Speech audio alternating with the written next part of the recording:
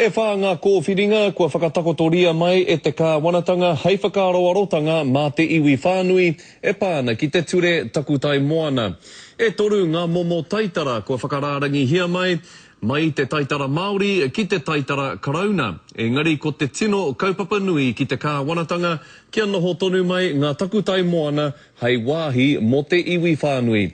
Mā Tini Molyneux te kaupapa nei e wāhi ake. Nāna karetai o ngā takutai moana I re wai te pāti Māori. Whai muri ake ngā whiringa a te kāwana hea te hua mo te iwi Māori. The two things that we promised our people was repeal and about having customary rights and customary title as property rights and access to justice. I think we couldn't expect anything more than that. Ahakoa e whā ngā kōwhiringa kei te whakawhirina ki te kāwanatanga ki tēnei.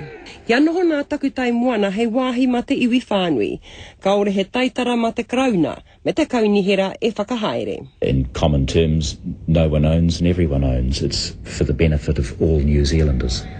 Engari ka whai wāhi te Māori ki te whakamana I o Natika. Very, very importantly, restore to a substantial section of the New Zealand population the right to go to court to investigate customary title, and if they can show it exists, then they get it. Koenei wa te kōwhiringa e whakatina nāna I ngā hiahia o te mema o te taitoke rau. Kia noho te rangatiratanga o ngā takutai ki raro I te Māori. E hara I te kōwhiringa pai, kia Crispin Layson. No, because I don't think that would be the kind of elegant solution that we're all looking for. In the end, the important thing is about what Hapua Iwi have got to say. E rua atu ngā kōwhiringa, kia whakapūmautia te taitara tuku iho. Engari kia noho tonu te rangatiratanga ki raro I te Karauna. A kia noho te taitara ki te Karauna, kia whakamātauria hoki ngā tika a te Māori. Engari kei te noho wahangu a Finlayson, ko wehea o ngā kōwhiringa ka rata rātau ki te whakarereke kia putai he hua. A te wiki e heke mai nei, kua tīmata aua kōrero.